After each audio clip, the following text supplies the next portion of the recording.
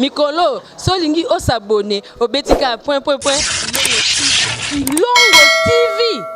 Kilongo TV. C'est à l'âge de 16 ans que j'ai reçu Christ. Sur la zotéa, na loba na bateau, na regretté. Je ne regrette pas. Mikolo, solingi o s'abonner au betika point. Kilongo TV. Kilongo TV. Ce qui fait que tonton Rabinga na tika musala na te. Mikolo, solingi o s'abonner au betika point. Kilongo TV. Kilongo TV. Na tamboli côté ya sango malamu et sengo na ngai ezalaka amoko bongo mote. Mikolo, solingi o s'abonner au betika point. Kilongo TV. Kilongo TV. Kozi ya bomoi na kanzambe na ngai.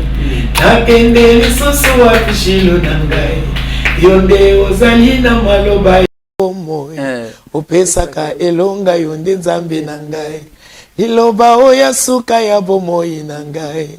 Esimba mina yoyo libanga na ngai. Pipa ingai na suki yangu eza suka te. Mikolo, solingi o s'abonner au betika point. Kilongo TV. Kilongo TV. Mesdames, Messieurs fidèles de La Foi TV, bonjour et bienvenue dans votre émission Bunzambe Pe Misala. Bunzambe Pe Misala, une émission qui reçoit pour vous le serviteur de Dieu, le chantre de l'Éternel. Ici, tout ce que nous faisons, c'est pour la gloire de Jésus-Christ Nazareth. Nous allons recevoir pour vous une figure emblématique du gospel de notre pays. Vraiment, elle n'est plus à présenter, mais nous allons le présenter quand même parce qu'elle est notre invitée de ce soir. Il s'agit bel et bien d'une grande dame. Elle a un très bon parcours dans sa musique. Elle chante pour la gloire de Jésus-Christ Nazareth. On a connu cette dame, elle était encore trop jeune pendant qu'elle a commencé la musique chrétienne. Et jusqu'à aujourd'hui, elle évolue très bien à succès. Nous rendons grâce à Dieu, à Pengwate, à Pengwisate, Pe Azo continuer Kaka, Kobongo Lisabatumi Tema. Il s'agit bel et bien de la servante de Dieu, Maman Laure Mbongo. Elle est donc à mes côtés, c'est elle qui est notre invitée aujourd'hui. Bonjour Maman Laure. Bonjour Pasteur Rabi. Maman Laure Mbongo. L'équipe qui gagne. C'est la mono une bonne fête. Bonne fête chaque jour. Bonne année. Bonne année. Oyu makambozolo ba lobby na koti na ndako mwana nga ya muke ya alobinanga maman bonne fête. Oh. Et puis je lui ai dit merci. Ouais. Et puis sa grande soeur demande il y a encore une fête ici. Oui, chez nous tous les jours il y a la fête. Ouais. Et puis nous avons prophétiquement tant yo lobby aux hommes salés nzambe donc ba fête ezoya. Merci vraiment maman. Et les autres solanayo mingi tokolobela célébration merci. Les concerts au topé concept aux joies ils ont évolué, ça fait du bien. C'est déjà pour ce dimanche 8 juin à la salle Showbiz, ça sera aussi chaud parce que nous serons là pour la gloire de Jésus-Christ Nazareth avec Maman Laure Mbongo. Mais tu as aussi ma carrière nabino. En soi, nous avons ça David qui bande à Tantoya. Nous avons pasteur de la foi. Vina ba comment ba matéa. Nous avons Maman Laure. Vina ba comment matéa. C'est-à-dire au fond la Bible tangi mais bando téa par rapport à la vie. Il y a Maman Laure. Vous avez un modèle dans la société, les lots. Et vous avez un mingi, musika. On vient de très loin, papa. Oui, ambié sur ma sœur Nazareth. Vous pouvez vivre dans Jésus. Officiellement, tout le bongo, à l'âge de 16 ans. Vous pouvez être sur solo? Oui, la PCB de connaissance de La Foi TV, il y a Bissomoko, CFC, Bipaignon Sobozwami. Na libanda mboka tona kati ya mboka zamba pambola bino précisément CFC Mpasa parce que mikolo c'est tout le bon passe bien que Dieu soit loué. Et puis c'est un beauté particulier 16 ans de âge au Nzambe à Yokelinga Mawa. Moi je le dis comme ça parce que ngamoko na ko kozala inconsciente mais le Seigneur était conscient il y a que soka leki na nzela na ngate à venir aux a compliqué.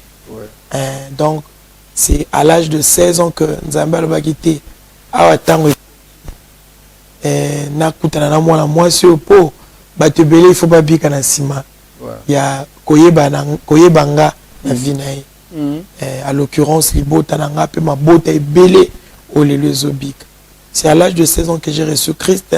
So nazo teya na loba na bato na regrettera te. Je ne regrette pas. Par contre na mituna soka ya ratende na zawapi. Soka ya ratende na zanani. Donc c'était à l'âge de 16 ans que j'ai donné ma vie à Jésus-Christ de Nazareth. Et jusqu'aujourd'hui, je continue à le servir et je l'aime. Ouais, c'était comment? Monsieur est en campagne. Pasteur Abeng Badis na cause de la fin de tout ça là, batuaye belé, à sali appel, batuaye sivi na bango na Christ. Monsieur est en Angela, monsieur est appelé dans l'église kaka, ya bino zainde. Déjà Nazaki est très sollicité na baninga nanga au bandaki ko kende ko fréquenter ba groupe de prière. À cette époque là Nazaki na maison mère.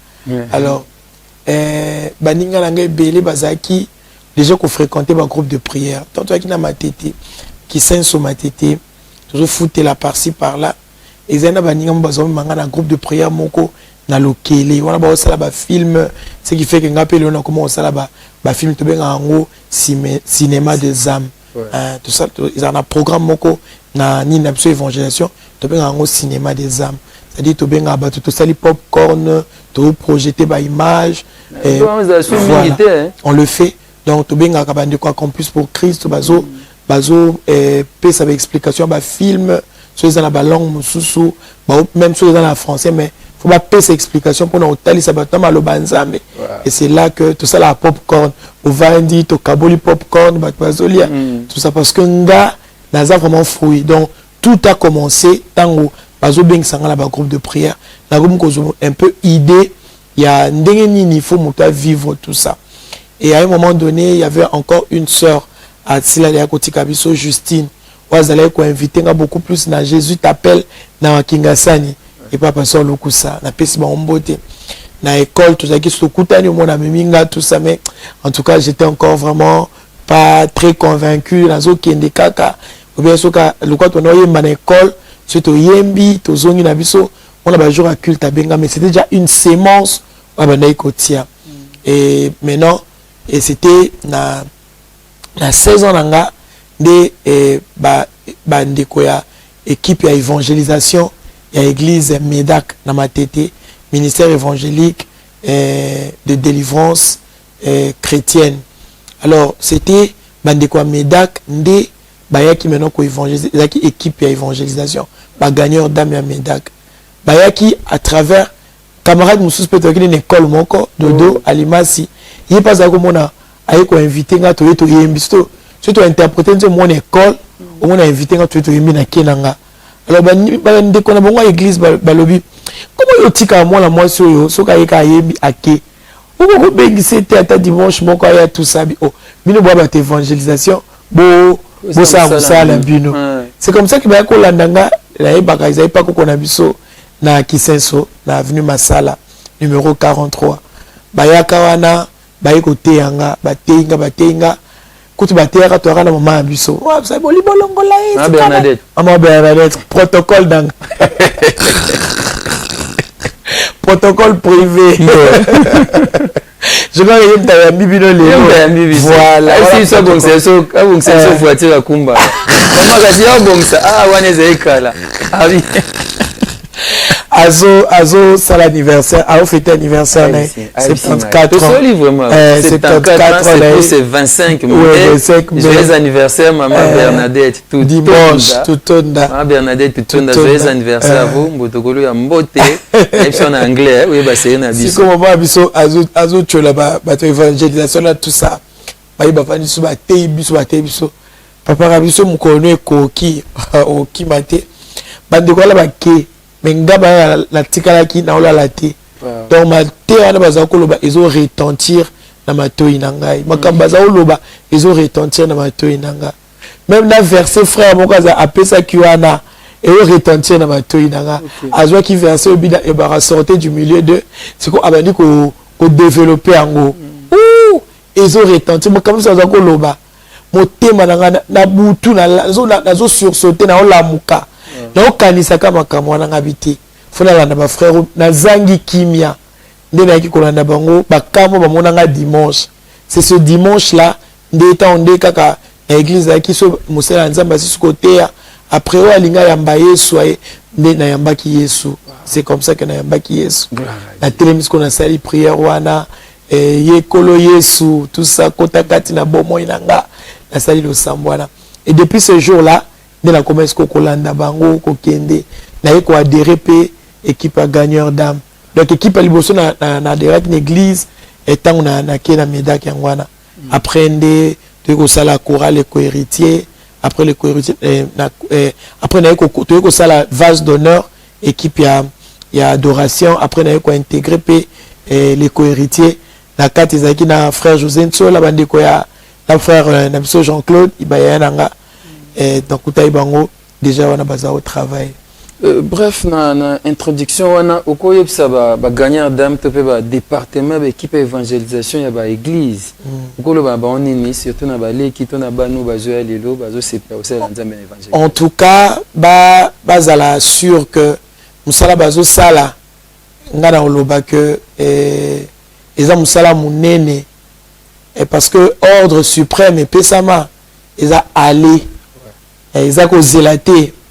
Et parfois tu as en église pour oser là-bas ambaya non mais c'est moi là-bas c'est le meilleur aller c'est ce qui fait que ti lelo on a ça là au éviter au gagner na muto a gagné ka Joyce Meyer lelo azala couronne muto a gagné ka pasteur de la foi na kondima lelo ana couronne muto a gagné leur mbongo yozo gagné ka mutu moko au éviter gain wana o yozo tiana se et l'autre ni obota donc obota o gagner na oka mutu moko et boti banzete papa langa ba branche ba donc et comme ba manga ya mipiku ba soki ba nana ya mipiku et comme soki ba avocat ya mipiku c'est à dire quoi c'est à dire o gagner ka mutu moko mais on ba tena sima mutu na o gagner combien d'âmes o gagner ba nation o gagner ba multitude ce qui fait que tonton Rabinga na tika musala na te na bisa nzambe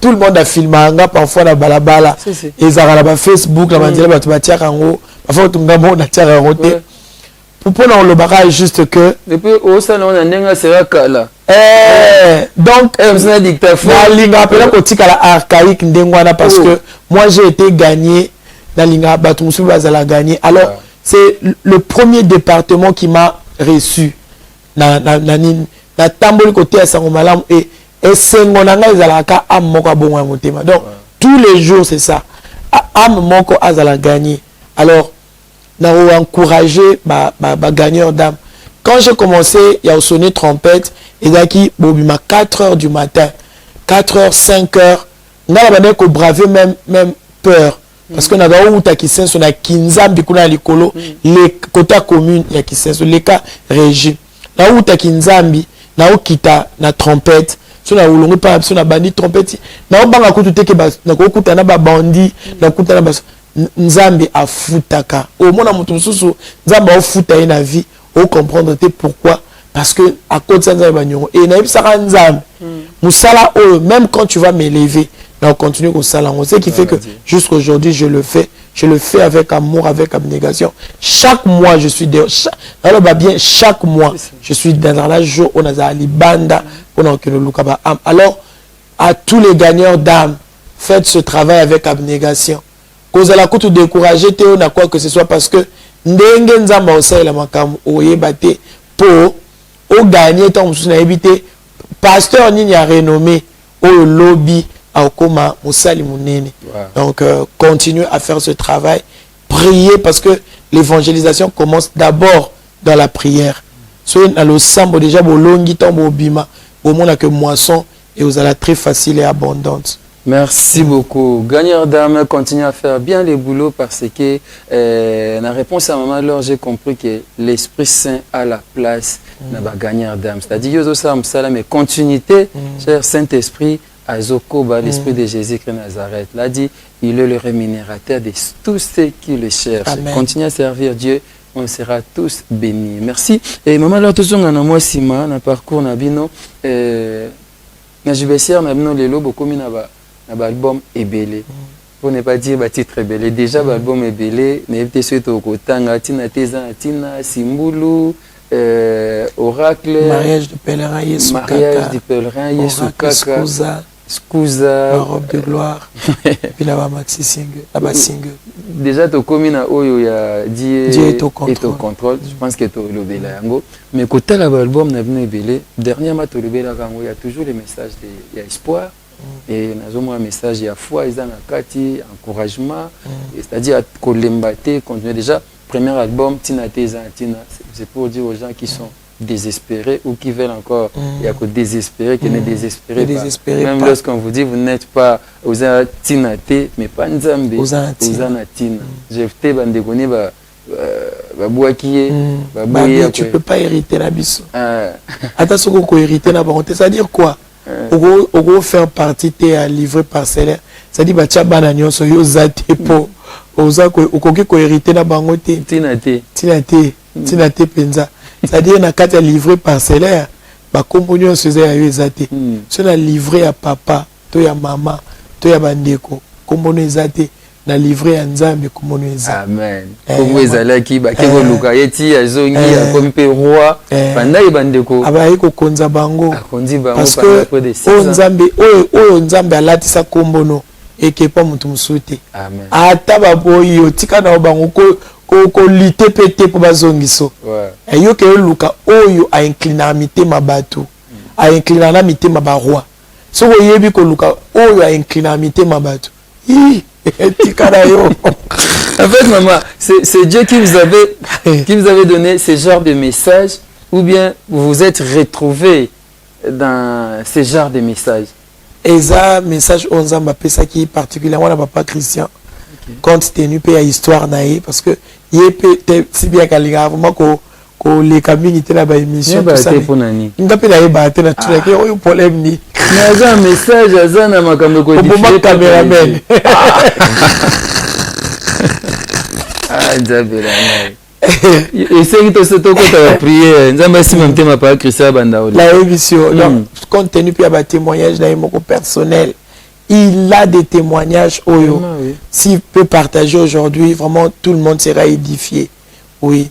Et c'est là que Nzamba qui coupe ces messages à Tinate et Zalatina. Oui. Donc tu es au Koutana et puis drôle, barré crunion sur la main de Dieu. Et là, le quoi donc message en Roko, Nzambe vraiment l'inga qui a réalisé dans ce sens-là. C'était des Tinate au Nzambe après ça va Tina lelo. Voilà donc ils avaient besoin de se tenir au coup d'un abattement, voilà ba histoire mon boy. Et le Seigneur a donné ce message. Tinate et dans Tina et a commis et dans la dame moko elle est handicapée à l'inga elle a fait sa témoignage nae a oya kutu de bientôt Kinshasa. C'est Azamoisi à Mundele Lelo. Mko mususu tango aluki numéro nanga to solo labi. Maman Laure, jour au koya na mboka nanga yaka oya omona eloko a solo la na yo. Ah etikenga. Abi eloko abi pourquoi je dis ça? Abi parce que moi je suis ce que je suis à cause d'Andi mon abino ya Tina Teza Tina. Une émission que tu as tournée au Natako Landayo ozolo bolobi yo o mimona koza Tina Te. Peut-être poser un handicap quelconque, peut-être poser un défaut quelconque. Tu as une facilité à muchopi. Et puis parfois quand tu n'as pas muchopi, à quel moment pourquoi? Pourquoi Nzamba yebi pour so yo mona muchopi tinate bato balo barambisi ba pêche ba yebi tina muchopi. Et loko nyoso Nzamba son ba bien Samson. Et loko nyoso Nzambe asala na mokili. Ezalatina. Nzamba ko peut-être aux angi makolo, mais mutu Nzamba tikelo mutu. Intelligence na yo handicapé. Alors jour wana moi sona le bi maman alors la télé marane mukolo ala. La télé mina bendi ko sala ba projet le quoi mutu na makolo. Et ko kwea après un temps boyo sala nzembo oyo. Nana matina mokongo na yo abi maman alors. C'était abi c'est ma chanson. Abi ça c'est la chanson de ma délivrance. mokona sali projet au kende poto makoloza tena anata molama à quatre pattes on est comme na poto a commencé à mundele lelo ba komi voilà ba komi na moi ba beki tout ça puis aleki na banini balatisi ba bloquer belé parce que nza ma PC ko ba moi abingaza ki mwana oyo ba obomba c'est-à-dire ce ba pa ba mona oté parce que moi on était tinate abi émission wana nzembo wana tango ye ce ka ba osekanga okende voyage na nzela makolo ya kata bato bazala makolo mibale bazokoya bazokufa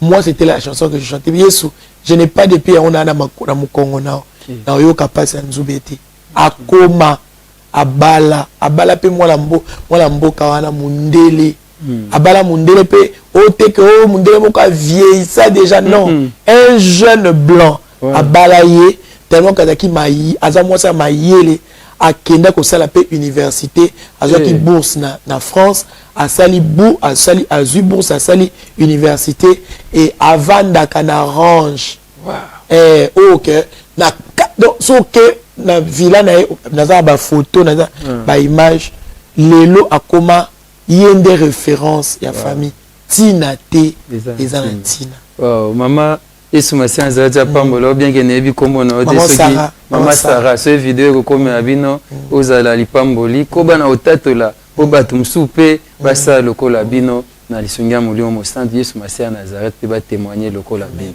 voilà tozongela na lisolo ya mkongo wana na ngai malo tozo morceau mo ya tina te zantina so parti moko joana tozo tambula toti pasa tozonga na tozo yemba ona ka na mituni eza style ni eza rap place oyo eza reggae na ide so kombe partir o mataka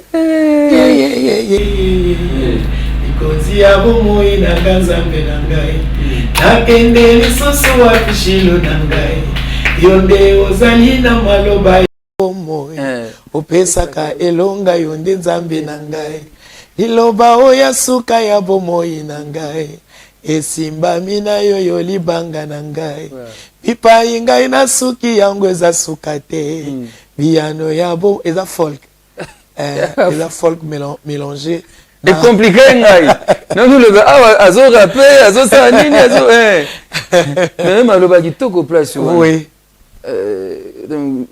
yo ya mutuya yanga eza nde yo Yesu Masia Nazareth place ngana suki eza suka te biano ya bomoi na ngezali na yo zuwa lokumu Yesu yonde nzambe na ngai mopesi na elonga yonde kolo na ngai we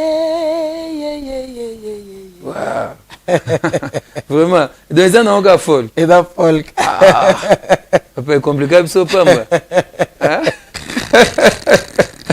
vraiment vous comprenez maman Lombon sera donc ce dimanche 8 juin à Showbase dans le cadre de cette grande célébration. Merci Jésus-Christ Nazareth, merci au Dieu vivant et véritable. Ça sera Chouwana album alboso tina teza tina toyebaki yango kuna Mungu kama wewe banzem poska nyonso toyebaki yango na ba classe sérieux bazwa bimsa ba revue mo ba kompe banzembo yango oui peso na pa Christian abi bazwa bise babi congolais moko abali sud-africaine nazo yemba lingala bamsusu tata na yaza aza congolais maman na sud-africaine bamsusu te maman na congolaise papa na sud-africain donc ezayeka c'est ouais ba chaîne TV belé te boleka tokenonga bongo tokendeka bongo très bel album je vous sonne na démentir ngo na nini na taxi bus parce qu'on était encore négo toki na mutuka te tout ça elle a démentir ngo na taxi bus ba zomelinga ba la kishasa balinga honneur yo moko mais ba hololi et tigana fana ana lo ba susti ma ouais la uto yemba papa Charles Bombaya Donzi Budila Donzi Budila et wewe sana mokongo na eza mokongo Yesu mokongo la Yesu kaka eza yango ya gina album ya Yesu kaka après tout ça là un symbole tout ça na album alboso na landi bino nande ko ya Top Congo oyimbonga libala C'est un album. Ça, c'est la foi ou bien en quelque sorte le grand mot Buzoba, Tomo erreur. Bon, la vie est pas si. Pourquoi c'est l'enregistrement album? Sans producteur. Lelo, nde okoki koye baso ezaki foi, tout ezaki folie, tout ezaki Buzoba. Bon, lelo to tchango foi. Voilà. Mais c'est Riwana kota la boue. Lelo, nde comprendre que ezaki foi. Papa Christian azala muta kondima. Je me souviens maman passé on a besoin de koloba. Anda loba. Soza musala osala. Kosolo anona mutu sute keka osolo ana Christian. Ce que soit un Christian, à mon âge, jamais échec. On le banoka, école Simba, à ta besoin échoué, péda, au monde a besoin échoué. Simba, école Simba kaka. Il y a mon accueil au Simba. C'est ça. De la foi, c'est vraiment risqué. Voilà, c'est risqué. Parce que Kondima, ils ont force. Ils ont force, il y a maintenant. La force à Siko. Et produisent un peu de résultat à Siko. Faut essayer de au monde. Non. Son moni est le sous-fouetté. On ne peut pas espérer dans quelque chose où ils ont déjà. Il y a une définition simple, il y a foi. C'est ce que la Bible nous donne. Kondima, ils ont deux étapes. Ils ont espéré na makambo yo o mona na noté ti o comme ce qu'on a niveau ya démontrant démonstration bien que monité te o monité mais o démontrant ce que bat ba monya yango et puis na époque wana so tuni Pichu Ilonkolo aza pe ba ancien ya na époque wana Raga TV ti le lo aza musala o aza kiko aza caméraman kala Yé moutaza ya papa Christian, bazé ba voisin boy. Il le fait, on a bien il le fait. Soka yé a filmé, pas que c'est basomi cassette a yé na cassette à VHS. Filmé loba, ngana kana loba te. Nazo loba minité. Abi lo loba. O ndingo za mwasi munene na mboka o. Ndingo koza bénédiction munene pona mabota loba.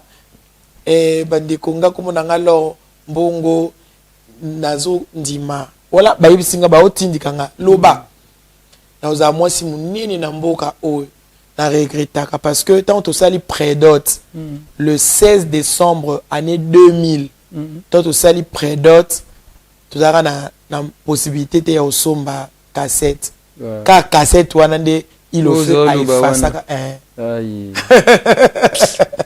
aifasaka pour enregistrer prédote na biso. Donc sinon tu as tout ça. Ceux qui ba heure ba téléphone dingue lelo. Oui, réseaux sociaux comme voilà. Facebook. Tu as tout regardé ba image là où j'étais en train de parler.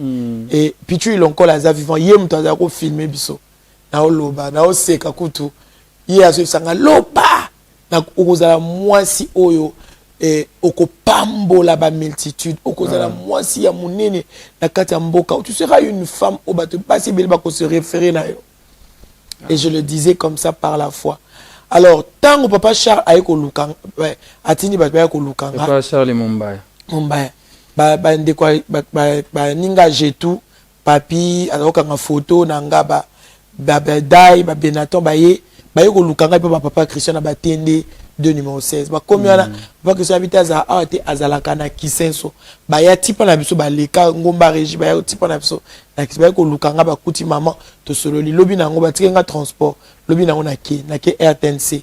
Ton na yembi pour ezaki à partir album a jetu. Ton na yembi simanango nde papa Christian. Tant papa Charles yo benganga pour la deuxième fois pendant que ça ba clip après ba clip wana et papa Christian et tant batu bandi ko lobela on a loba na o démentir na sud-africaine te ba bezanga te tant na yeko tant papa Christian a yeko mon eloko na bilor c'est le temps c'est vraiment le moment M oh que nous ne devons pas collecter ça temps haut. Alors c'est ce qui a fait que moi ba économie na yazaki ko bomba pour ça libala pour mais la grand prêtre na famille la grand prêtre papa mais la grand prêtre na famille l'économie alors c'est le moment habitant haut et temps haut nous a c'est comme ça qu'à qui na PSI audiovisuel on est dans la 14e rue la concession au Babouké qui na ba bus d'ailleurs bus moko ya to c'est la clip à Kunamu na kati ya concession ana na 14e rue OK place batongi tongi banda ko belé à étage wana on dit ma gagne facilement que bon to c'est là to côté la studio Christian so aza conviction na o boy il était boy mutu fo ya obala bongo izanga soki bongo ne ke perdre ye mutu na luka mususu luka mususu ngate ah c'est bien yes ma c'est ça encourager qui parce que tu vas ko sambila ouais certes nzele zaki molili nzele zaki flou en tout cas on a mutu à cause à un moment donné ba incertitude des alaki vraiment j'étais incertaine non mon frère tout le bon on n'a pas si tout ça incertitude zaki mais il m'a tellement rassuré à fongolinga miso aminanga alors est-ce que batu baleki on a koyemba na mboko bazate ngai baza bana bas o Charles Mombaya yeba ina bango belé bayemba bazate kaka yo pona ni kaka yo pona et puis Charles Mombaya bandi koyemba na ba fille lelo oté comment est-ce que yo bayeka kozwa oka kutu yo kutu kozala bayebi yo kutu te nzamba permettre na no baleka peka na nzela na e pona jetu ya jetu aleka peka na nzela na na flaming fire wana na ke yemba après koyoka nzembo ya jetu papa Charles bengi pona ni kaka yo et puis pona ni kaka nzembo o banzembo yo yembi wana nde koko sala que le succès kangi et kanga ni kangi wana non lor oza eza temps na yo eza temps na yo compris papa Christian avait voilà le temps et une très belle chanson et ba titre na utuzi budila eza ngana sengi na yo yawe fongolela ngai mwana na yo manini sana lola pona pambola ma ebele baseki ngai pona poni kobila yo yawe sala na bomo. Très belle chanson, on a mis un clip nango papa so akoma pasteur Bikoro. Ouais, pasteur David la peste par mbote ba Bikoro. La peste Solange Banza mbote. Est-ce que nous sommes là de l'émission à Bruxelles. Ils avaient carton, ils avaient très belle chanson et évolution est au moins quand même qu'il faut au côté studio au côté studio. Oui. Après on a ndé to ba studio est-ce qu'il faut enregistrer banzembo. Oui. C'était facile. Bon, Ezaki facilité parce que tout ce qu'il avait, Ezaki vraiment minime. Ouais. Ezaki ba préparation na e au abanda osomba bilo connaît ya libala. Mais tant à moni que c'était le temps de Dieu, à quel solo ana bande quoi PS et audiovisuel. Azuno ou Azaki na ngolo quoi caution à pesi bango. C'est comme ça que tu commences à foutre petit à petit mais dans l'album Ezaka a été bino moko Ezaki il est le quoi Azaka vraiment très ouvert d'esprit par rapport à la musique. Christian vit dans la musique. Ouais. Alors, ayebi que il y a une équipe nanga et korobetati. C'est comme ça qu'il faut faire intervenir maestro mususu boya boyo kabote puis to boya ko ça la studio moko peut-être toi alinga qui vraiment ils ont ingénieur ou baza na expérience na musala. C'est comme ça que tu connais ko travailler na ba Phil Kipulu ba Junior Kadia ba et Papi Kibala, et Papi Bofé, donc ce sont des gens où vraiment ils s'y connaissent. Alors, Ndeto Kendaki, Afuta Azaki Nango, après Omusus Tokome Kopé Sango, et petit à petit, tout ça, mais c'est quoi Ezaki, bah, intervention à Batu, faut qu'on fouta, bah, aller-retour, il y a Batu, faut qu'on fouta. Alors, Tokome Kopé ta porte, a commis au tambola, Koulouka, producteur, mais en tout cas, bah, réponse Ezaki négative, Ezaki favorable, mais on n'a pas abandonné. On ne s'est pas lassé. Ouais. Christian déjà Azamutmoko a abandonné si facilement. C'est comme ça que tu m'as dit que ça c'est une mission. Émission, connaissance na ekaka. Le quoi c'est que déjà une grande zone d'inger dans la musique là, frère José, grande zone d'inger. Oh kala zone ding. Ngasi ko ba bloga ba zone d'inger na yebi akote na koka akote na l'église. L'église kaka. Alors, tu as solo là, na frère Nabiso, Michel Gangia. C'est alors que Ayon dit, tu as l'émission Moko, tout ça là, je crois que c'est Calpin, des artistes, na Amen TV. Kala. Tant que nani, et tout ça là, Michel Gangia, Ayak ko filmer, so, to beta kaka combo, par exemple, no beta combo, drummer à Uchuko Yasi Kafo, à la Kisae, bandenge musique na biso ezalelaki c'était vraiment compliqué. Tout ça la mission wana et puis frère Didier Maimba pasteur Didier Maimba c'est notre frère pasteur Didier Maimba aye kozwa biso na nzenze. Tant biso na nzenze ça n'a pas été facile hein. Émission tout ça que zaka à téléphone ouvert na bossa na té bato aussi pénation bossa ya ko finga oh ouais. Ça n'a pas été facile. Je repose à Gotika. Pose à Gotika, papa. Pasteur Mavinga. Pose à Gotika. Mais c'est à partir de cette émission que. Papa, que ça, qu'il y a déjà dans Gospel Record. Mais comme tout le monde a besoin d'un sous-bassement, mon côté, l'eau, moi, ils ont quitté tout ça. Mais tant papa Philippe a telle émission, ah mais frère ayaka même ça que tu as dispoté bien qu'est-ce que frère Didier habité frère Didier habité mutaya qui ayelenga bango Michel habité ça Michel aïe ça frère Anaya c'est comme ça que papa Christian frère Michel ayekoya naye ba toujours autant frère Michel aye ba te ko kutana na ndako frère Christian pa Christian bandako foot na frère Christian Erwana ado foot na kunda ndako mo do foot $11 oui siko aye wana na saleli bango edi ni mipanzi ya pepe soupe bouillon bosiko bouillon na ndunda tala fufu bango fufu kaka balie toujours tondo solo nani producteur alobi bokende tout ça pour wana ba téléphone ezate. C'est comme ça que papa Christian Siminzela qui et pas frère Philippe.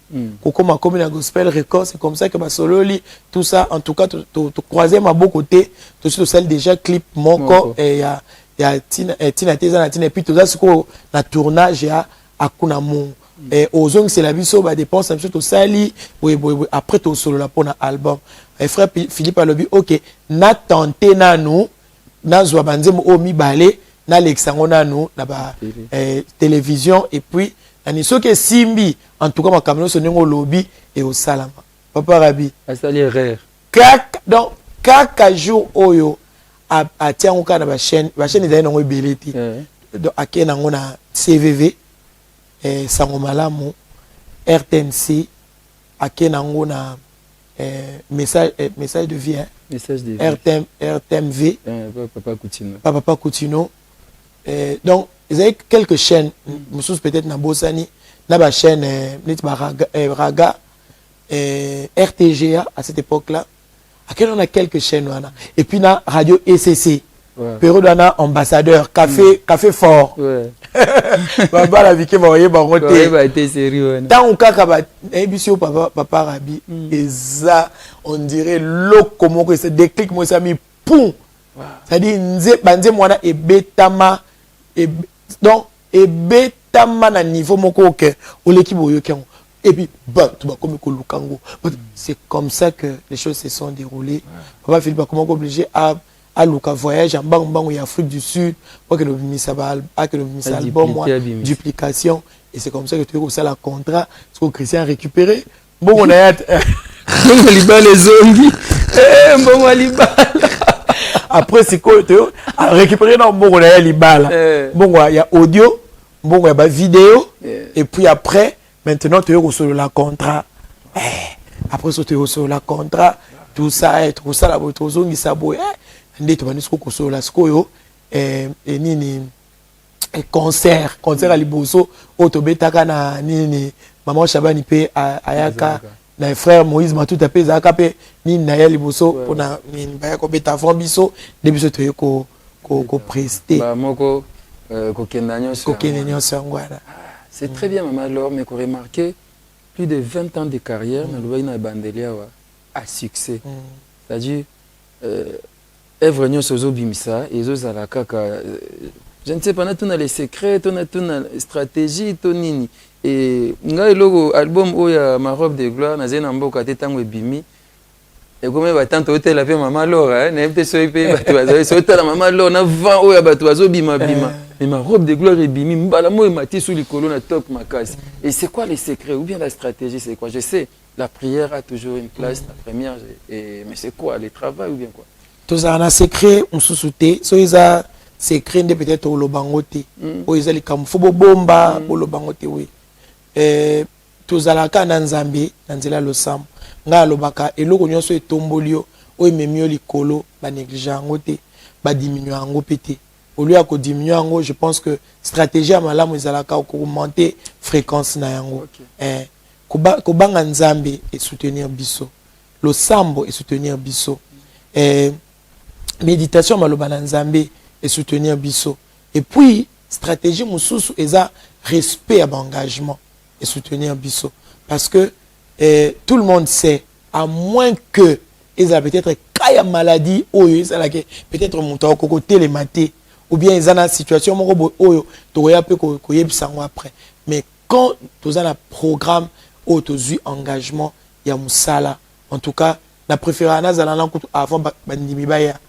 parce que respect à musala et soutenir rapé donc c'est un peu ça tout ce qui nous a aidé na vie to lukaka ko augmenter fréquence nango ko perfectionner ngo et puis musala na biso artistiquement et c'est toujours kozala à la page musala na biso certes la prière est là et tant que sambeli il faut m'occuper oyaye peut-être na prestation scénique à se rendre compte que non na yaki une activité artistique. Voilà. À mon avis, onction, artistiquement parlant, il faut à mon avis na zana activité artistique parce que ceux qui ont capé na onction dans l'église déjà tu parles en langue tout ça bah tu vois ko bika mutabika kakate pour parce que au PCA onction onction ko ezana batu mususu c'est qui ça est alors sur le plan artistique il y a un bah geste bah danse bah tout ça alors et puis musique est l'art de combiner le son d'une manière agréable à l'oreille.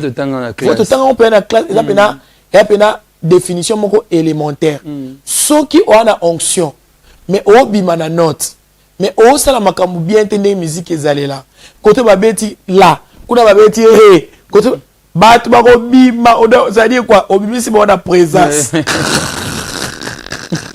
Ah ouais, je pense que c'est un secret bien secrété. Jeunes talents, jeunes artistes, artistes en général, c'est vraiment important pour voilà. C'est-à-dire quand l'onction écoute préparation, il y a un ça là un succès. Ce qui onction écoute préparation, mais ce onction est yé, bah tu vas coller onction, mais au fur et à mesure, ceux qui au moins parce que ce ça là et loko moko ernyoso bah tu vas bailler. C'est-à-dire depuis au côté qui et souvent on parler en langue il y a pas place ni va parler en langue place ni va parler en langue parce que ils ont la place où c'est intelligence et la place où c'est esprit vous comprenez tout se passe en esprit mais quand il s'agit à temps où il faut se réjouir il faut payer ça au bazar en besoin d'attendre sinon et l'autre chose ça est comme boring et comme ennuyeux au monde donc c'est un peu ça et c'est à quoi joindre biloko ana nyonso pour ça là oyo la main d'utilisation c'est bien la preuve n'est pas Christian tu es sanga déjà zo qui des places ba ndeko ba uzana maki le 25 concert au le 25 et le 8 de 8 kota maki mais pour un concert le 8 deuxième album c'était encore comment les titres Simbolo Nzem na lobby mo Congo ezena Simbolo Simbolo ezaki abongolaka wana subo akisuko bo moto asuka yewana comme na ba mariage na ba église partout yewana bongolaka paka weye banze mwana nyonso ezai sous scandale banze ma ezalaki to bokome ko composer après ko bimsa tina tezantina il y en a au ezalaki avant parce que tout ça là a toujours sélection na aide à Saint-Esprit oui déjà nzembo soki édifier biso moko c'est que ko édifier peuple de Dieu to pesa banze mo bipese la ti donc ezala mususu oyo bana koya au fur et à mesure nde tozo tambola na nzambe nde tozo kende nzamba pesa biso ndengwana et c'est tombo mona que et comme temps au boko ko sala album neti boy to comme déjà ko kanisa ndenge ya osa ya préparer album non mais c'est pas facile parce que bon attends va monde va théâtre avant tu ba so sali carton tina tezantina et kangaki à l'époque ils avaient facilité papa Thomas le Kofi Bazalaki ba maman papa Moïse Matuta ba nani ba Moïse Matuta n'a pas besoin de maki azeno na kati ya moissonneur. Na moissonneur qui moissonneur Gaël. Et voilà Gaël azo pela bama koma. Wow. Marie Misam. Marie Misam. Voilà. Allez yoye bo cartonné. Ce qu'il faut bimisa deuxième album. Place où on a ça. Faut bimisa deuxième album. Il faut nous se comparer na Yomoko. Tu te compares avec toi-même.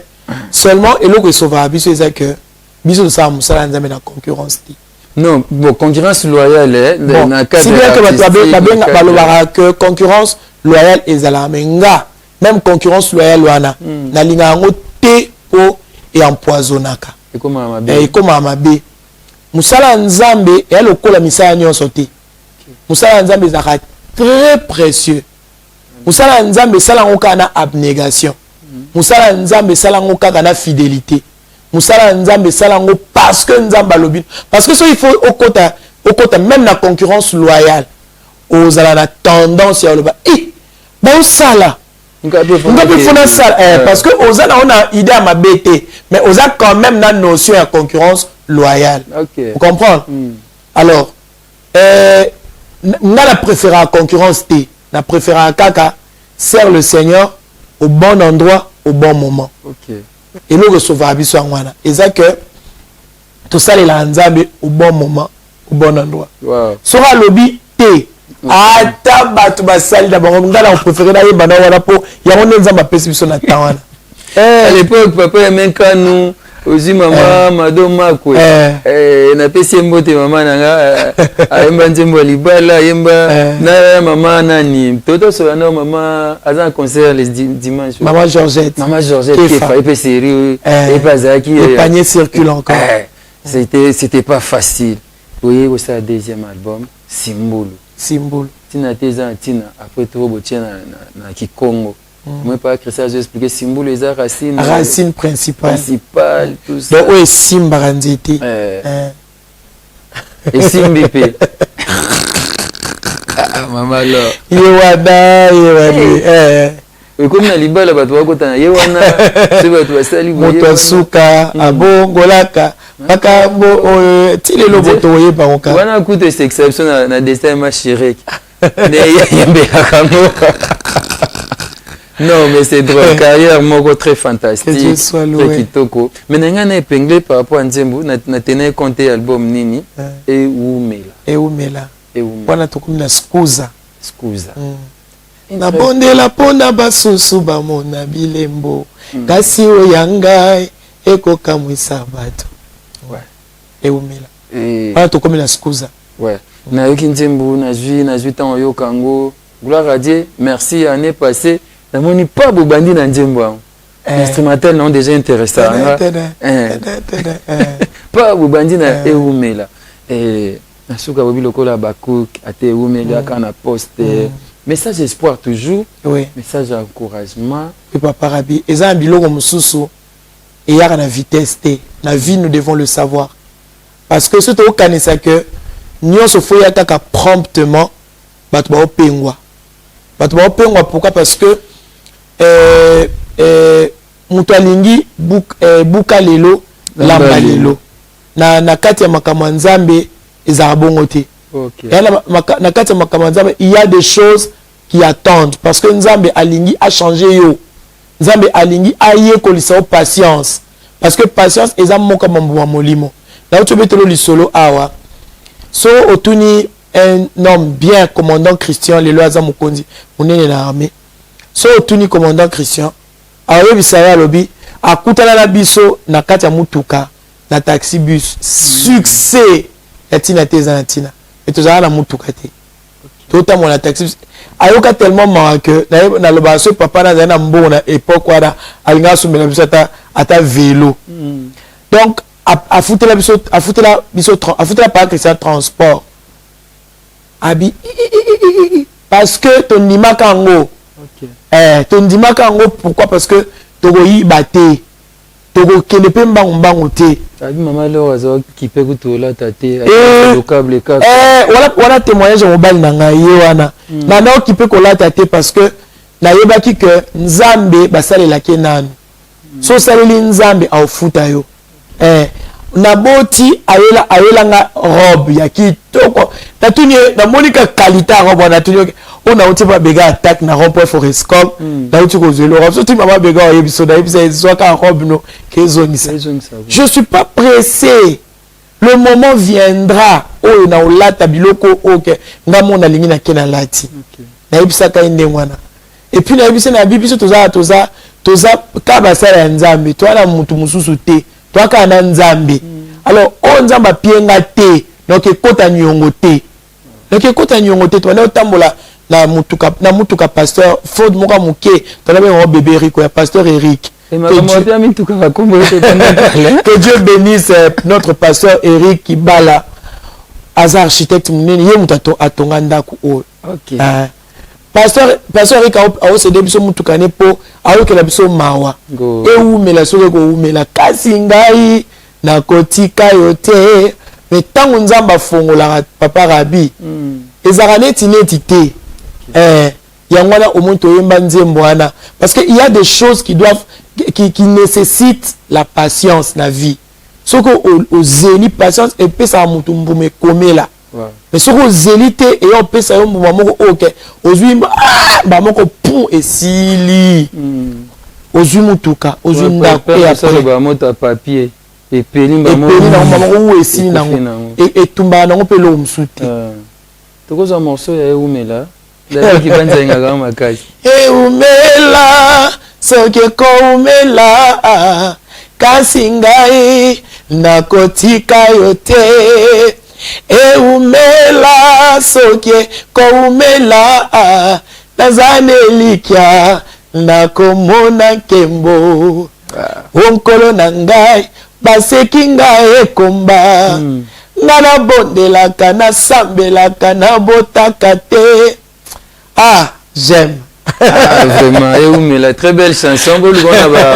Na YouTube maman Laure, boluka Zaza, bo c'est pas na on a yoka quand trop. Banze moze belé mais surtout côté na maman to ko banze munyo sote. Na bo suka na to yo ko ya na appelé. Le ke belé.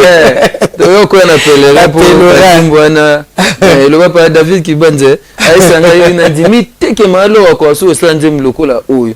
Et solo. Une très belle chanson. Et Dieu soit loué. On a avancé dans quelques questions. Voilà, dis-moi, mouté, balaye. Mais alors, aux gagneurs d'âme, aux continuer dans la main de Dieu, dans le département, il y a intercession. Intercession, musique, main de compassion. Main de compassion. Donc vous continuez avec cela, mais tout comme que les mingi, que c'est pas mingi, maman alors peut côté dans le bon pastoral, côté prédicatrice, enseignante, na monyo ko lobagete, banda benga banda kala na te amenazo lingate, c'est pas en quelque sorte peut moi appel moko de la part de Dieu ou peut-être buzo ko étouffé to ko rumisanan. Non, naboya susute. Si bien que je sois pas pasteur, il y a ministère ou bien évangéliste de ministère, mais je suis un enfant de Dieu. Naza disciple, Bible Pésiso, ordre wana naloba qui allait faire de toutes les nations, mes disciples. Et Matthieu 6, 33, d'abord le royaume et tout le reste, et Pésamelabiso 1. Déjà, depuis un certain temps, le Seigneur m'a beaucoup parlé, il m'a beaucoup interpellé. Parce que même quand je prêche, même quand je médite, quand je lis la Bible, la façon dont le Saint-Esprit vient me donner la compréhension, mais vraiment, Papa Rabi, personnellement, dans mon ilekélanga. Ce qu'on a mis tout là, ce qu'on a compris, c'est la compréhension, malobanae, capo, n'avance en capo, n'angamo, non. Oui, la banzembo, on chante ça. La banzembo, tozo yembango. Mais à expliquer comme ça, le peuple de Dieu, c'est différent. Tout ce que je lui demande, il y a qu'à force pour déjà, très chargé. Je suis vraiment très chargé. Alors s'il faut qui s'agit sous côté eza eloko na ko sala ngote ndenge moko, mais en tout cas je refuse plus à moins que nzamba boya. Et quand Dieu est d'accord, mais quand peu ko côté ça demande na niveau ya musique aboye la ngati. Voilà, donc ce na na sengi date mo boyelanga te neti so na SFC parce que ça ko boyate ayara on les a pas et papa bayata papa bayata en plus de cela là beau frère na yo oh oui voilà nga lobi papa ce côté msuna qui n'était pas dans yo battre la libala donc boya kutu ko boma libala c'est ça oui voilà ça fait du bien de se faire bon c'est vrai biso to ko sepela so nzamba sepete mabe mais je pense que ndé biso to sepela ya nzamba pas zo sepela déjà ça va bien il y a appel wana ceux qui les appellent ministériel et qui n'a ndé nzamba olingela et ça malamu mingi mais déjà dès toujours ça musala nzamba ngo ça va non monter dans le ministère on reçoit beaucoup de gens et il y a déjà une fois dans Kitambuti il y en a d'autres qui t'avancent qui tombent à casser vraiment nzamba ma pambola bino maman amen et le 8 juin nous serons donc là à la salle Showbiz, grande célébration. Merci Jésus-Christ Nazareth, merci au grand vainqueur de Golgotha. Je vous invite, venez donc, nous allons chanter, nous allons danser, nous allons célébrer le roi des rois, Jésus-Christ Nazareth, le Dieu qui est sœur, Maman Laure Mbongo, ensemble. Ça fait du bien. Et déjà, vous avez un single à marché et ils ont dans 4 titres. Dieu est au contrôle. Dieu est au contrôle. Dieu est au contrôle. Maintenant, tu as mis 2 titres. Tu banda qui na action de grâce. Action de grâce. Tu na Dieu est au contrôle. Wana ce que tu as disposé les sous comme na Yesu. Tu as petit à petit. Ouais. Bon, mutuna na ngenga kende mingi na sens ya bobandi musique na tanga ba VHS, ba CD, ba flash ye pe lelo to tika mingi na ba réseaux sociaux de changement wana bo s'adapter qui facile. Ezala qui passe pour na biso hein. Ti lelo. Ti lelo ça passe parce que biso to message na ngoté. Donc je sais pas, il faut na yekola. Un peu analphabète mais dans la psycho temps on est au commis il faut apprendre du jour au jour joana dans ce qui jour à moi dans mon azane na ndako a moninga na vérifier ba nini nabi oui nabi c'est wini et loko boye image mo na moni au supermarché ngabi on comme kuna ndedi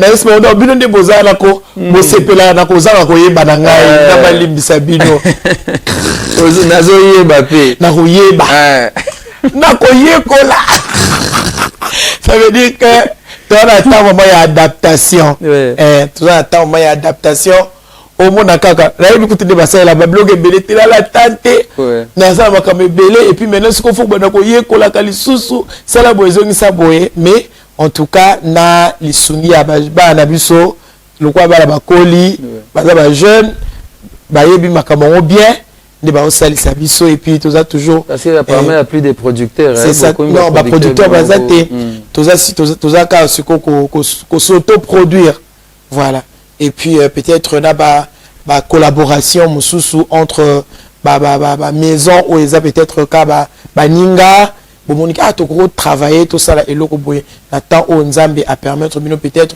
aux la possibilité te bo solo li à to ko ça la partenariat tout ça et puis boluki ba sponsor c'est comme ça donc je l'aime et papa rabito ça il Nzambe tout ça il Nzambe bon moi déjà ceux qui na kati na yo musala Nzambe ezalaka nanu et pona et na sens moko vraiment commercialité. Je pense que tout ce que le Seigneur te donne,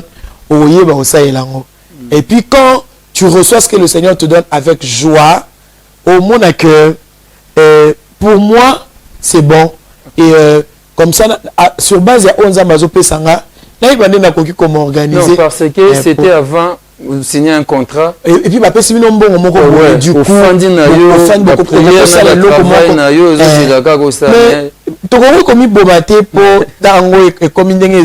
on peut pas se tuer donc c'est-à-dire que Nzambe le quoi zo kamwate biso to ko continuer ko kamwaka te non so Nzambe amemio et puis mais le moko c'est que ayebi que jusque là Aza Ebenezer à secourir yo tu peux continuer. Voilà.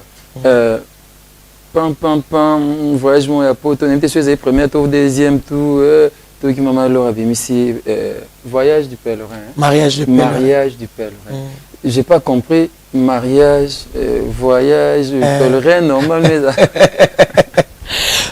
Expliquer un peu moins mingi, parce que mariage, est type. Mariage physique, terrestre, tobi kaka, est type ya oele kaka na lola. C'est-à-dire entre l'église qui est l'épouse et l'époux qui est Christ. Tolo la mariage de pèlerin, pourquoi? Parce que biso na sa mon kili oto ba pèlerin.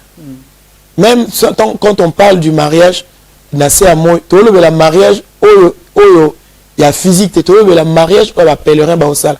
Biso to ba pèlerin. Alors tozana na mokonzi, toana époux oyo azal quoi kolo na biso otozelaka. Libala otozana ngona ye. Eza libala ya mabele ate, c'est-à-dire otambo ya lokwa mutu moko navanda na kitambo, navanda na kintsuka otambo loketi okomi na kitambo okelala. Non. Toana mariage en tant que pèlerin, toana alliance moko ofo to c'est un monde to mbaki nzembo wana ya pèlerin et album maxi single wana ezaki dénommé mariage de pèlerin. Sur la terre et dans le monde, moi je ne suis qu'un pèlerin. C'est juste pour nous le balaba que toi na alliance moko libala oyo eliaka biso na nzambe toi ba pèlerin. To linga ki mariage et se retrouver, pèlerin pe et se retrouver. OK. Au katinde mo songo. Sur la terre et dans le monde, moi je ne suis qu'un pèlerin. Mon colondier me pousse sa caméra. Souvent je me demande si j'ai bien vécu parmi les hommes. Oh alléluia, si je suis fidèle à la mission que Dieu m'a confiée, que mon roi m'a confiée. Sur la terre et des humains, moi je ne suis qu'un passager. Souvent je me demande si j'ai bien vécu parmi les hommes. Alléluia. Si je suis fidèle à la mission que Dieu m'a confiée, que mon roi m'a confiée. Car au jour de mon départ, qu'est-ce que les hommes diront de moi? Quelles sont les traces qu'aura laissées ma vie sur la terre? Les jours où je vais partir, qu'est-ce qu'il faut au tambola kanango? Et le quoi moutake supermarché au kansa ozonga ndakoute. Ubandi ko somba, ubandi ko zoa, omoni shawarma ozui, omoni miliki ozui, ozui ni. Où ça le quoi mutu ovanda na kate supermarché? Et ça aussi si ba achat faut zonga. Tango ozonga na ndako, ozana besoin ya kikalungu, lutuli. Faut yeba, ona osala, ona na oka besoin de fona sala à la supermarché. Les jours où je vais mourir, qu'est-ce que les hommes diront de moi? Quelles sont les traces? Parce que au moins de nos vivants, de notre vivant plutôt, netiye soutan a aussi un miracle, ça va tout kolobate. Ah ça monte kolobate. Ça va tout nier ta kolobate. Et puis pour bailler kolibaye ba ki bayoka ki masolo na yon babete. Oh musu bayoka te, babeta te. Sinon, moi je pense pas que oka to moni yango de yeso sala. Non. Asala koleka. Mais habitude na ezala ka ibsa abatu kolobate. Kolobate. Nga personnellement neti fonctionnement na nga ezala kolobate. OK. Bon, peut-être qu'à ceux qui nous entourent, oh la cause ana libaku ya omona ndako oyeba qu'est-ce que nous faisons. Mais na liwa ya mutu ndeba vrai témoignage et bima. Ndeba vrai témoignage. Ne vous en faites pas. Nabo moto mutu boye, parfois boyo kaka oya superflu. Mais quand quelqu'un meurt, nebo yoka mitema ya bato ba seka, ba sepela. Les abato musu tokuta na bona ndia maman lo, o tekaka bijou na ponga na tanga tout ça. Sikoyo yo moko oyo ka ba témoignage na tu n'en parles pas, tu obosa na ngo yebi ngote. Mais sikoyo bato ndengo na ndeba ya ko bima sikoyo. Tango mutu na liwa ya mutu ndeba yebaka. Ba mbeto mende ko lala ezaki na mabanga na si na liwa ya mutu ndeba yebaka abota bana combien abalaka te njoka ezaki na bana 5, c'est-à-dire que parce que na liwa ya mutu ndeba yeba na nombre exact ya bana oyo abota omunaka njoka ezaka na bana mususu ndemona ba concert ebeta matin ebeta maka Et beta ma mingi. Pas David. Bon, parce que peut-être ma concert au bino bokoti et là nous avons pas mal nous avons basenga mingi na ba concert pèlerin. C'est un gars comme 10 minutes pas David. C'est un gars chité mais on n'a pas parlé à tourner à Maman Laure et puis tout côté na concert au Europe au salle quand même tourner et retour ya musique. Pelanda qui ouais monsieur singa malo azaka ouais ba bien mabana gauloise Polo baki faire nenga beti wana o ba coller comme gauloise nzambena retour ba musique na poto qui au salle quand même tourner na moni ba concert et ça binonde. En tout cas papa Rabi atayo et au saloka bien kitoko vraiment bison surtout ane sengo ya mona que musala ezonga Bible bina biso aller et faites de toutes les nations. Ce que la nation mususu toujours kenete pour ils ont la restriction. Tu peux dire merci Nzambe et merci na ba décideur et puis merci na ba déconyonso yo abundaki parce que les loko nyonso ils ont toujours na bato ba payer après les lo oyo biso to ko loba na époque na biso to bana ko na musique il y a des gens qui ont payé le prix biso lelo to payer prix oyo lelo ba sœur na biso ba frère na biso ba za lelo ko enjoy. C'est toujours comme ça. Il y a eu aussi des gens qui ont payé le prix. Alors, et c'est un ma casse. Il y a comme on a que Moussala les zones en Europe, Libota Nanzambe, Papa Rabi Sozaki wana, Olinga Komona Yomoko, et c'est un gros. Et c'est un gros. Et c'est loko et manka kibiso. Ngala na bomba ratenga na bomba kite na ibse bona bi mo ba makambo e manka kinga e manka kibiso na niveau moko papa Rabi ko imaginer. Il y a des musiciens qui sont venus pour na bomba biso c'était tourner Europe. Voilà ba yebi yango kususuté. Donc c'est un peu ça. Alors c'est vraiment une très grande joie. On ne peut pas cacher cette joie. Vous comptez encore une autre tournée? Si tozana pour parler bon na niveau Amérique na nous tous contact mon côté programme mon exaté mais en tout cas na niveau ya Europe déjà tout est quoi annoncé date il y a le 9 août na Allemagne na Bonn tozana Bonn par la grâce de Dieu mukolo ya le 9 août et puis ceux qui va programme sous ce ko botama enanzela je pense que toko zangate ko informer nazaki pe reçu na CFC na France. CFC France. Oui. Le prophète Chavni. Oui, Chavni, papa Chavni azaki wana bana nyonso CFC bazaki wana ngalabi papa Mayata zo continuer ko bota ba multitude. Ça c'est la grâce de Dieu. On est fiers, nous étions très bien reçus et CFC qui vraiment et tout le coup na concert, ils étaient là en train de chanter, de prier, c'est-à-dire et là que église en prière. Donc, vraiment, on était très bien reçus, même dans l'église Corps du Christ, il y a France. Ok, Maman Lombongo, c'est 8 juin, nous serons donc dans la salle Showbiz pour cette grande célébration, merci. Et cette édition, quelle serait la particularité par rapport aux éditions précédentes? Particularité, c'est que Mbaleleki Sœur Eunice Ayaki Loko a invité simple à faire une salle, mais cette fois-ci, vraiment, organisation et c'est là qui que Sœur Eunice Azala parmi ben invité bako Yemba frère Nabiso moko azongenga une étoile qui vraiment commence à monter, une étoile montante. Frère Nabiso Maba persévérance azoyemba nzembo sio sio il est vrai que je souffre il est vrai que je souffre mais ce que je sais est plus fort ce que je sens Aozala c'est vraiment une étoile montante Aozala Nabiso Longo. Il va chanter.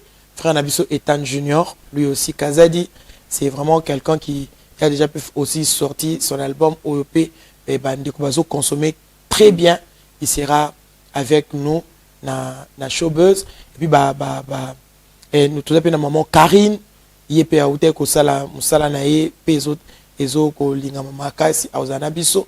Et puis, tous appelons élu, lauréat, je l'aime, et concours. Wow, exactement. Mingi bandaka 14h to non, le programme officiel est banda 16h.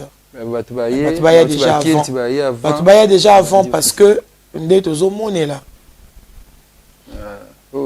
bakata courant kuna chez Bolexi de faut ya moi dès que on est la peine à niveau ba billet donc baya vraiment baya avant il y a qu'à avant pose la place na yo à l'heure le rendez-vous est fixé c'est dimanche 8 juin nazo remercier batu nyonso oyo bazoti comme ça là ôté papa Rabi vous êtes parmi ces gens. Merci. Au Bozouti comme ça, là, ôté, là, journaliste, là, chroniqueur, vous ne nous abandonnez pas. Vous êtes toujours là pour nous soutenir. Merci. Et nakati nango ezala bandeko na obenga bango ba médecin te mais ba sali nzambe bala na nzambe ba servir nzambe na ndila misolo na bango. Et lekelanga le premier jour au tolansa qui vente mutu moko asombi 200 billets. Wow. Je vous dis mutu moko asombi 200 billets à $20 et yemoko a loué ba bus déjà a disponibiliser ba bus pour na bateau nyonso o ba okende na showbiz jourana sans compter ba obazo. Donc je ne sais comment au sala musala na aisance moko boy au que nous bénissons le Seigneur pour toutes ces personnes oyo parce que tout le temps so ba yoki kaka ils sont là pour nous billets, 20 billets, 50 billets, 100 billets, 10 billets, en tout cas, honorable, sali nzambe, nzambe, femme d'affaires, homme d'affaires, que Dieu vous bénisse abondamment. Vraiment, nous bénissons le Seigneur pour vous. Que Dieu vous bénisse le 8 juin et vous allez moko makasi. Makasi parce qu'on a quatre prière, le Seigneur nous dit bitumbaeza. Mais le Seigneur nous dit que ce sera un concert de gloire. Teo kanani satana tonzame et vous allez un concert de gloire. Et d'autres qu'il a espace tempo à réaliser où il y a besoin. Oh pekoto asalibo oh kotonite nyonso ndenge tokendaka akena na biso ne bande lokola alpha pe suka na biso lokola omega. Merci beaucoup maman. Alors on me fait signe qu'on a cité, on est vraiment à la fin. Vous avez mis ici Action de grâce, très belle chanson, très beau clip, c'est pas non makasi. Si quoi auto consommer Dieu est au contrôle. Abonnez-vous très massivement parce que ça va nous faciliter la tâche. Avant, on connaissait pas comment les choses se passent. Et là, nous voulons vraiment nous adapter pour consommer parce que support physique est assisté. Peut-être tout ça là, on a un concert. Flash, disque, il y a toujours quantité vraiment très limitée.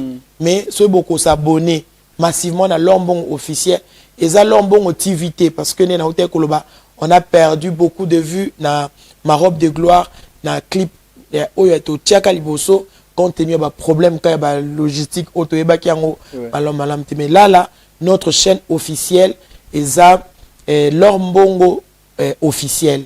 Donc, ok, na l'ombongo activité, l'ombongo officiel. Alors, l'ombongo officiel, au cliquer na cloche ou na notification, ou na notification, ou na zangate, bilo tozo publié. Donc, c'est ça, nous vous demandons cela pour nous faciliter le travail, la tâche.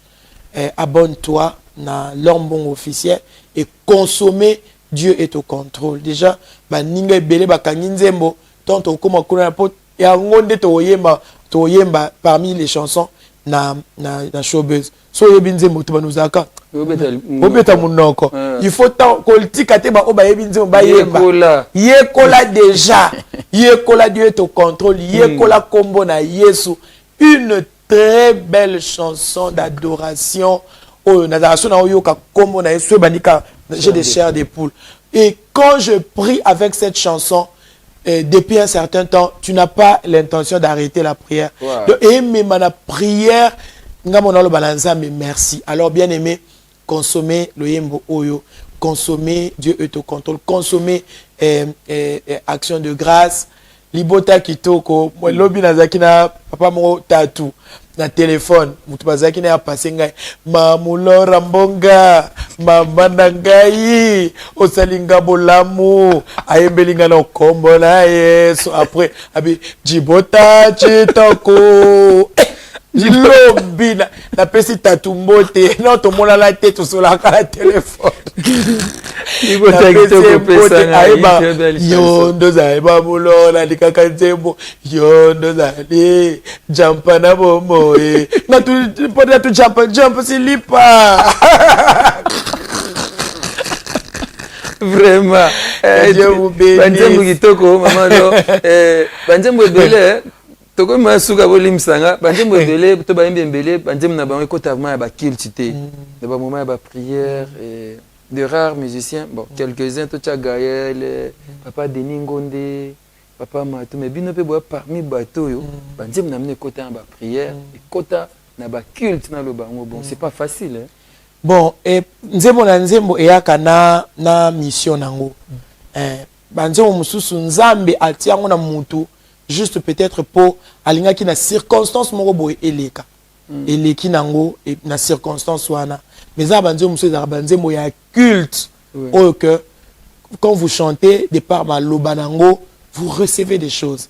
Donc c'est comme ça et chaque chanson ezo ko atteindre objectif na mission. Question où je pense que émission koya ba simation nzamba c'est biso to nga besoin ou éclairer biso parce qu'il y a des jeunes musiciens qui arrivent tant balanda no be bazwa sur connaissance muso asali ba nzembo à tenir compte te nzembo comme non neti ya divertissement de moment nzembo ezaki toko mais ça divertissement moi bo tchana na divertissement. C'est ça la différence.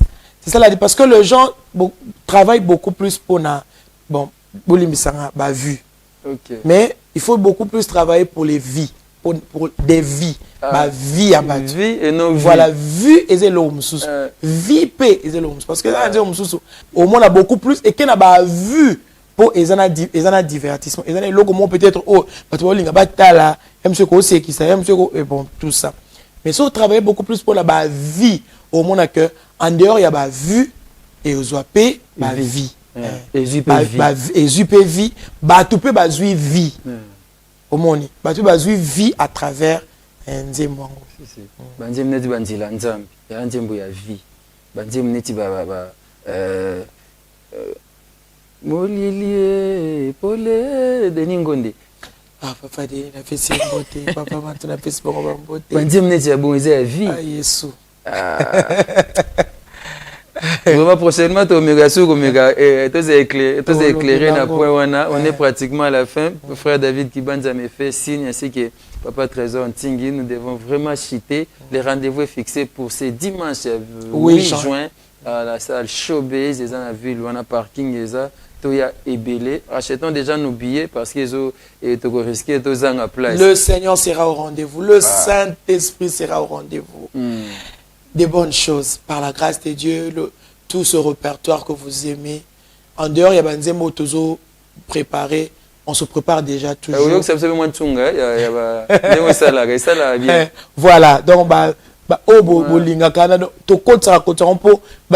tellement ébélé que on ne sait pas tout chanter, mais déjà quand on est toujours côté savana, espace, les chansons que vous aimez, les chansons au Ebogolibiso. Mais j'ai au moment qui te connaît, au composé, c'est une prière chantée. C'est une adoration chantée. C'est-à-dire c'est une expression de cœur chanté. La kendaka nazo kamba prière à midi avec Jésus. Papa Lambert Niembo na pesimbodi. Les qui na frère na biso ya mangembo azobeta déjà clavier. C'est comme ça que cette chanson est née. Étant toqué dans mon studio, Papa Christo m'a dit impossible oyemba on dengue oyemba ki yango kuna po ezai moulai, je crois que ça allait 25 minutes quelque chose comme ça.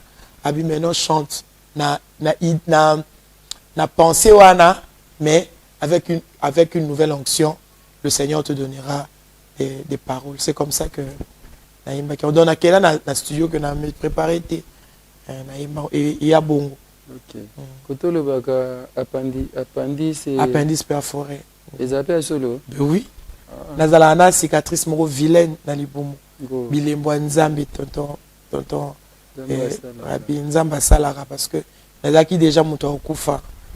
Appendice qui déjà epasuki na libumu. Médecin le bia wa te moment biso pas le bia apeto longwa pe ate na nini médecin opéra ki ngaza aza moko ya bana ya papa ki selokeli na Kimbangiste azaki na hôpital ya Kimbangiste à Lemba. C'est là que j'ai été opéré. Papa José na PCP Mbote.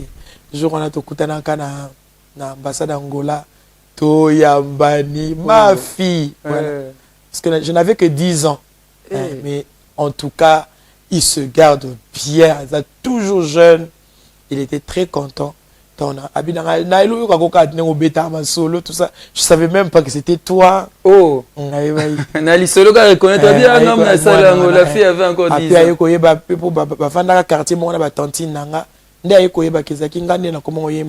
Tout ça, mais je n'avais que 10 ans.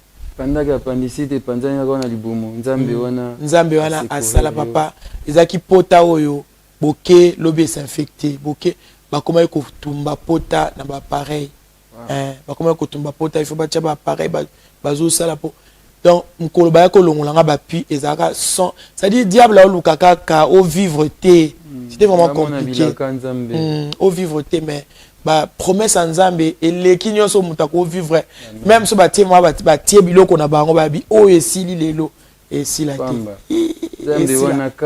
voilà, on doit citer faute de temps, on est pratiquement à la fin. Vous allez donc nous excuser, ne tenez pas rigueur, mais tous les belés.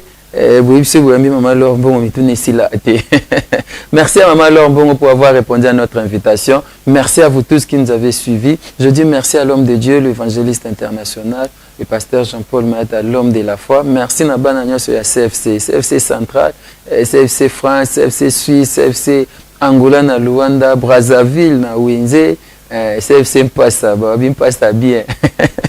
Merci à vous tous, merci à Papa Trésor Ntingi, merci beaucoup à Papa David Kibanja, merci à vous tous, on se retrouve très prochainement, mais ne manquez pas ces rendez-vous sacrés, donc c'est dimanche 8 juin 2025, déjà à partir de 14h, soyez là à la salle Showbiz pour ces grands concerts, célébrations, merci avec la manne de Dio, ainsi que Maman Laure Mbongo. Nous serons là pour la gloire de Jésus-Christ Nazareth. Je vous dis merci et à très bientôt. Restez branchés sur De la Foi TV, la chaîne, la meilleure des chaînes chrétiennes en RDC. De la Foi TV, une chaîne de la foi en Christ. De la Foi TV, une chaîne, une foi et un Christ. Merci. Mikolo, solingi o s'abonner au betika Kilongo TV. Kilongo TV.